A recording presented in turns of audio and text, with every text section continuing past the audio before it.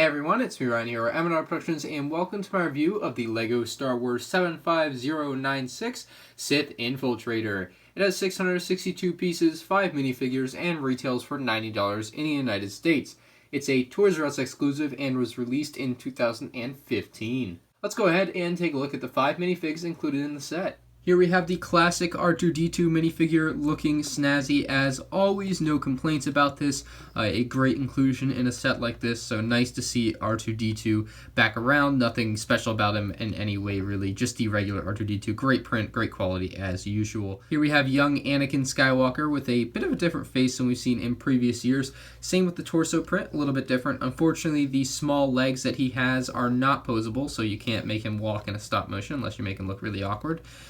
Back printing, nothing really special. You'll see his hairpiece is really big on him. I'm not a big fan of that. But then if you remove his hairpiece, you'll reveal a second face where he looks a little bit sad. So it's a little bit of a sad Anakin and a happy Anakin. So either way, you can have it your way. BK. Let's go ahead and move on. It's Watto. This is a great minifigure. I mean, this is just an amazing look. Loving this one. This is the first time I've actually had this minifigure, so very happy with it. It's a great mold. I mean, the whole thing is just one mold. If you go ahead and pull it off, you essentially just have a regular blue body. It's an odd blue color, though, I will say. But, of course, it's all one piece. That makes Watto. He's a little bit fat. He's supposed to be flying. It's a really funny minifigure, but LEGO did a great job bringing him to life here. Plenty of details. The eyes look great. The mouth is great. Even the teeth he has are colored white instead of tan like most of it. So, very, very good job by LEGO. Again, working your way around back, you'll see he has some wings. They are a little bit rubbery, so they have a little bit of give to them. It's not a hard plastic, which is nice, so it's not going to snap in half at first contact with something else hard. It has a little bit of give to it, so that's pretty good. Here we have Qui-Gon Jinn with his regular green lightsaber, looking snazzy, great hairpiece. He's got this cloth on him, and then underneath that is some back printing, but I'll get to the printing after I show off the rest of the minifigure. He's got a pretty smiling face, got some leg prints down there. Underneath you can see a regular torso print Jedi robe type thing going on. And then if you remove his hairpiece, you'll be able to reveal a second head, or a second face rather, on the backside, a much more angry face, much more battle-ready face. And underneath that, you'll be able to see the back print of the Jedi robe. So that is the Qui-Gon Jinn minifigure. A very good minifig. I love Qui-Gon Jinn. Great character. I wish he would have stayed around longer in Star Wars, but of course he did not, unfortunately, thanks to this guy. But Sith Infiltrator set is complete without Darth Maul. That's right, none of them. This Darth Maul minifigure is amazing. He's got a great torso print with the waist and leg printing to complete the robe look. Then working your way around back, you're just going to see a little bit of detail in the back, as you do with most LEGO Star Wars minifigures, which is nice. Of course, he has the horns on top of his head, which is the greatest thing LEGO has ever created, I think. It used to be that you get just Darth Maul with the hood, which is included in the set. You do get a hood with this set. This is how Darth Maul used to come all the time, just with the hood. So he looks pretty menacing with the hood, but definitely the horns look better. He has this double-bladed lightsaber, and we'll go ahead and put those horns back on just to show you how they work. It's a rubbery piece, so it's not going to snap in half. It is a little bit rubbery, so it looks pretty good. It lines up well with the print on the headpiece, so that's a very nice little detail there too, if you might not have noticed. But it looks great, and I'm very happy to get another great Darth Maul minifigure in this set. Starting up at the very front of the ship, you'll notice that it's very squared off up here, which is kind of cool. The design looks really good. It's a very heavy ship, I'll say that. It's very heavy. It makes it feel like it was worth $90, but we'll get into that near the end. You can go ahead and open up this flap right here. That's the only part of this that opens. You can open up this flap, which will reveal some Separatist probe droids in here, and we'll go ahead and show you how to release those. All you have to do to release those is push this thing into the left, or to the right rather, and they'll pop all out. They'll come flying out. It's really cool. The design for these is really good, I think. They've got a translucent blue piece on one end and a translucent clear piece on the other end. Then you're going to want to close this up. It's just going to connect back up top really easily, and it's going to hold its position until you pop it open again. To put these back inside, you just have to open this up again and drop them in here. They are a bit tricky. You're going to have to play around with them. They can't go in this way because they're too wide, so you have to put them in that way. So you do have to be a little bit you know, you got to be thinking when you're doing that. It's kind of a difficult thing to do, unfortunately. A little bit more difficult than I would have liked. I'd like to be able to just drop them in any orientation and then fall in, but unfortunately that's not the case. As we move here to the middle section, you can see the coloring looks good, the detail looks good. It's got a good flow to it throughout the front of the ship here. Dark gray, light gray, definitely like it. And then as we move to this middle section here, you can open up this again, open up these two side panels, and revealed here is Darth Maul's speeder. It's a very simple speeder design, but I still think it looks really good. You can put Darth Maul on here. You just have to get him in a seated position like so, and then he'll slide right in like that. It's a little bit of a cramped design, as you can tell. You're going to need to make him hold on to the handlebars if you don't want him to be sliding all over the place, because he's not on any studs. And of course you can pull this back if you really want to just take him out easily, and you can put it back up.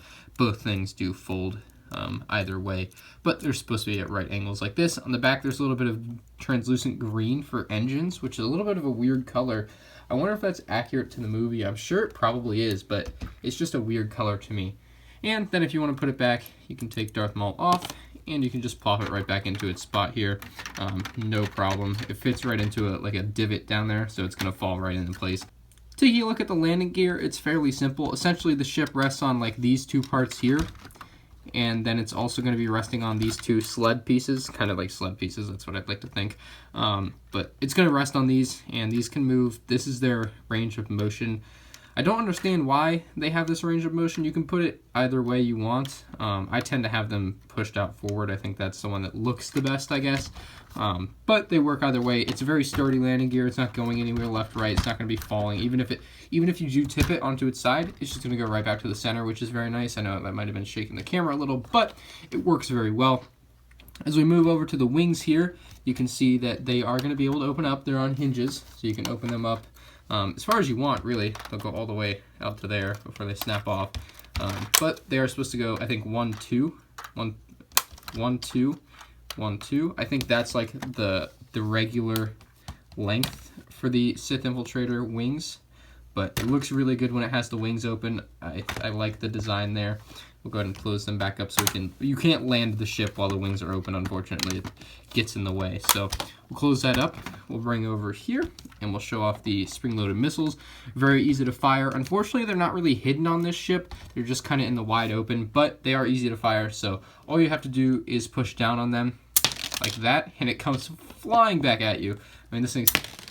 They go pretty fast and far. Again, flick fire missiles, as I always say, are very nice. They're a much needed upgrade from, or these aren't flick fire, these are spring loaded. They're a very nice upgrade from flick fire. So yeah, kind of a blank design on here, nothing going on these wings, and then you just have some curvature with these bricks here, so it looks pretty good. On the top of the cockpit here, you have this really nice printed piece. It's got some red accents with the light and dark gray and black lines mixed in. So a very, very nice piece on the top here. It's not a sticker, so thank goodness they didn't put a sticker on there. Opens right up. You can also pull open this back section here, and that's going to reveal your cockpit area for Darth Maul. And there are a few cool things in there. On the left, you have a little spot for a lightsaber hilt, and on the right, you have a spot for your binoculars. So we'll go ahead and put in his lightsaber. You can't fit in the two blades. You can only fit the hilt on the side here. So you can do that if you please. You can open up these as well to give you a little bit better access. And the two blades, you're just going to have to kind of stick in there wherever you want. They'll go in there. And then you have Darth Maul himself, which you can sit in the seat, which rotates all the way around. You can just drop him into the seat here very easily. Very cool. And there aren't any like printed tiles or even stickers in there. There's just a bunch of translucent red pieces. It's kind of cool. It gives it a good theme of being red and Sith, and just a very, very cool interior. I really like the design to it. Again, all this translucent red creates a very cool theme on the inside of the cockpit, which I really like. The only problem I have here is that when you're closing this, it sometimes gets a little bit stuck. So you do have to close it kind of in a certain order. You're going to want to make sure you have this kind of folded correctly. So you can close these two first, and then you're going to want to bring this in and close it so that it has a good angle here, so you're going to want it to pretty much line up with these, and then you can bring down the top piece and it'll fit nicely. So a pretty good design in the cockpit area. Again, some grill pieces back here, and just a general rounded design. Looks really good. I think LEGO did a great job capturing the shape. The last thing I want to talk about is the price on this set. $90 is very expensive for 662 pieces. And the only minifigure that was new when this set came out was the Darth Maul minifigure, so it's not like you're even getting anything super exclusive or cool. Although I will say, after having this set, I did only pay $60 for it. I was able to get it on clearance with a 20% off sale at Toys R Us. And I think it's very heavy. Like, it seems like it might actually be worth the $90, but I think only having 662 pieces was a bit of a put-off for a lot of people, so it's kind of a hard sell in that respect. I think it would have gone better for $70 or $80. I mean, that's just my opinion. Maybe if they had included a couple of different cool minifigures, it would have been better. Maybe if they had included a little bit of a station for the good guys in a set like this, but it's just a Sith Infiltrator and a couple of good guys in Darth Maul, nothing extra, which kind of sucks. But again, it's a very big set. Like, if you have this, you would know it's a very heavy set, but I just can't say it's worth $90. It's definitely worth picking up if you can get it for $70 or less. If you're in the $71 to $90 range, then you're probably a little bit over what I think it's worth. Now, you may have a different opinion, but I think it's very expensive at $90 for a set like this, especially without any super exclusive, super cool minifigures that could have been included. I do like this set now that I have it. As much as I hated on it because it was $90, I do like it, and I did only pay $60 for it, so maybe that's part of the reason, but it's a great set. It's got a lot of cool features. It's a great Sith Infiltrator compared to some of the older versions, and I can't wait to do a comparison video. Make sure you guys subscribe so you don't miss that when I do it, but make sure you drop a like on this video if you did enjoy it. It would be greatly appreciated, and comment down below what you think about this set, and I'll see you all in the next one. Bye. Don't worry, be happy.